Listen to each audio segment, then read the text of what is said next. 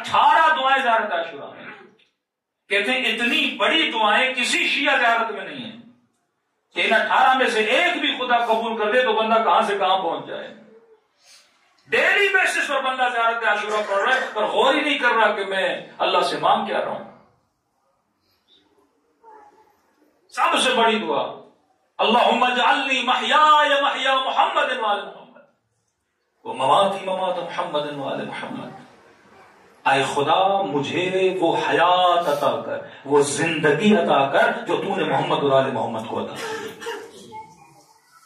مطلب مجھے اپنی پسند کی زندگی نہیں چاہیے، جیسی زندگی تو نے محمد اور آل محمد کو دی ویسی زندگی مجھے دے. اور اگلا جملہ زندگی صرف زندگی کا نہیں، وہ مماتی ممات محمد وآل محمد، اور اے خدا مجھے موت بھی ایسی دینا جیسی تو نے محمد اور آل محمد کے لیے رکھی. میرا مرنا بھی ان جیسا، میرا جینا بھی ان جیسا. اللہم ارزقنی البراءۃ. براءت کو زیارت عاشورہ میں رزق بولا گیا ہے. اے خدا مجھے رزق براءت عطا کر. ہمارے ذہن میں جب لفظ رزق آتا ہے تو ذہن میں گاڑی، ذہن میں گھر، ذہن میں مال آتا ہے. مولانا دعا کی دی اللہ میرے رزق میں، بھائی کس رزق میں تیرا اضافہ کرے اللہ؟ ایک ہی رزق ہمارے ذہن میں بیٹھا ہوا ہے روپے سا. اور یا اللہ معصوم بتا رہے ہیں کون سا رزق. کہیں ایسا نہ سمجھنا ہم کسی اور رزق کی بات کر رہے ہیں. اللہم ارزقنی البراءۃ. اے خدا مجھے رزق براءت عطا فرما. مطلب تیرے دشمنوں کی نفرت، ان کے کردار سے دوری، یہ مجھے عطا فرما. کہیں ایسا نہ ہو کہ میں بھی زندگی میں اس چیز کو پسند کرنے لگوں جس چیز کو یزید نے پسند کیا تھا. کہیں ایسا نہ ہو میں بھی اس چیز کی مانگ کرنے لگوں جس چیز کی مانگ شمر نے کی تھی. خدایا مجھے برات، رزق برات عطا کر. دل میں دو چیزیں ہیں، یا محبت ہے یا نفرت ہے. ان چیزوں کی نفرت ہے میرے دل میں جو چیزیں منفور تھی حسین ابن علی کے سامنے، جن چیزوں کو امام حسین ڈس لائک کرتے تھے، اور ان چیزوں کی محبت تھے جن چیزوں کو حسین ابن علی کیا کرتے تھے؟ پسند کرتے تھے. انی سلم لمن سالمکم. شفاعت مانگتے ہو اے خدا اللہم ارزقنی، اے خدا مجھے رزق عطا فرما، رزق شفاعت عطا فرما. قیامت کے دن جب داخل ہو جاؤں تو حسین کی شفاعت عطا فرما، رزق ولایت عطا فرما. اور یہ جملہ کہ انی سلم لمن سالمکم حرب لمن حاربکم، مولا میں ہر اس سے محبت کرتا ہوں جو آپ سے محبت کرے.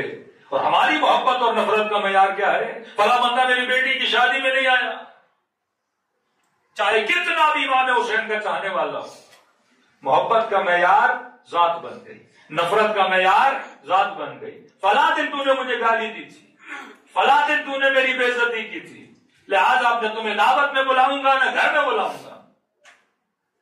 فرماتے قیامت کے دن کچھ ایسے نورانی لوگوں کو لایا جائے گا جن کے چہروں سے نور نکل رہا ہوگا.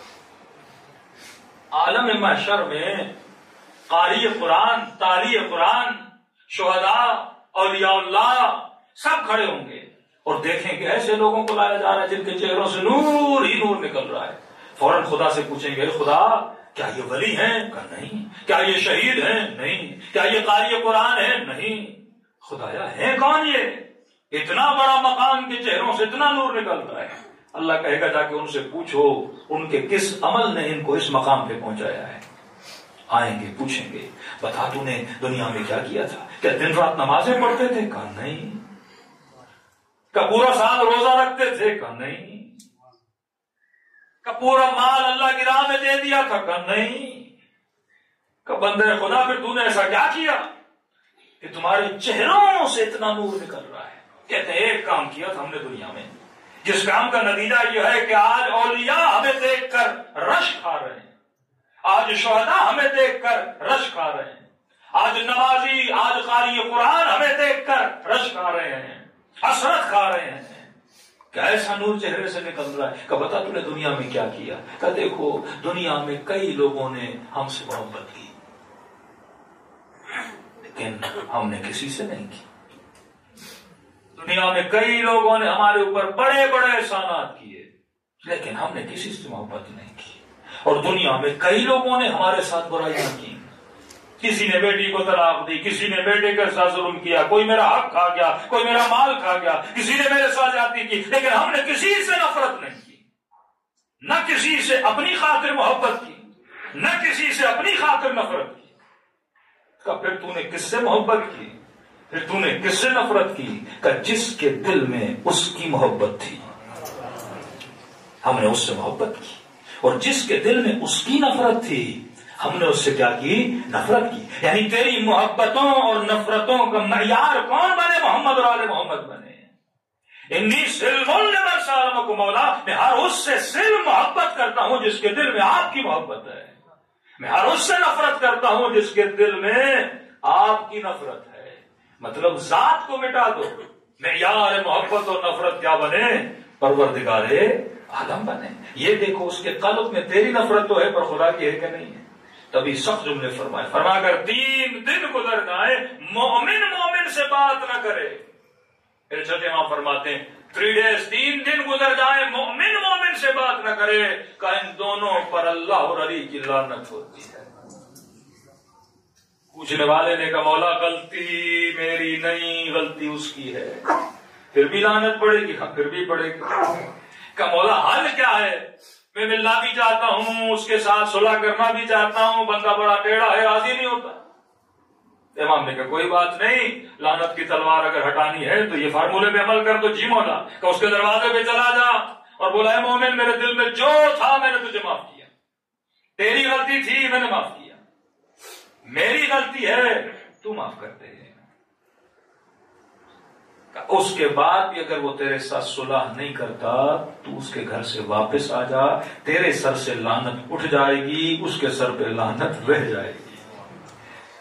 کم از کم لا کے اظہار کر دے بھائی میرا کوئی مسئلہ تیرے ساتھ نہیں ہے۔ اب اگلے جملے بڑے پیارے ہیں، فرمائے اس کے گھر سے لے کر اپنے گھر تک ہر وہ قدم جو اٹھاتا ہے خدا ہر قدم پہ 70 مستحب حجوں کا ثواب دیتا ہے۔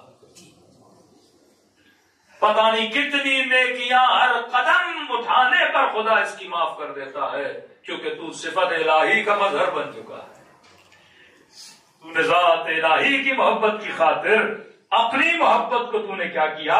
روندا، اپنی محبت پہ تو نے پاؤں رکھا، اللہ کی محبت کو تو نے کیا کیا؟ اجاگر کیا۔ آخری جملہ بڑا پیارا ہے، فرماتے اسی طرح صلح کر کے جب گھر چلا جائے گا، رات کو سو جائے گا اور خدا نے خاصہ رات کے اندھیرے میں اس کی روح پرواز کر گئی اور خدا نے اسے موت دے دی، اللہ کہے گا لکھو اپنے ملائکوں کو کہ یہ مر نہیں گیا، یہ مقام شہادت پا کر دنیا سے چلا گیا۔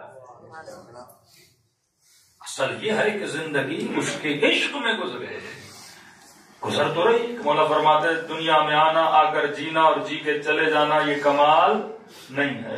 کہ دنیا میں تو ایک مچھر بھی آتا ہے اور جی کے جاتا ہے، دنیا میں تو ایک مکھی بھی آتی اور جی کے چلی جاتی ہے۔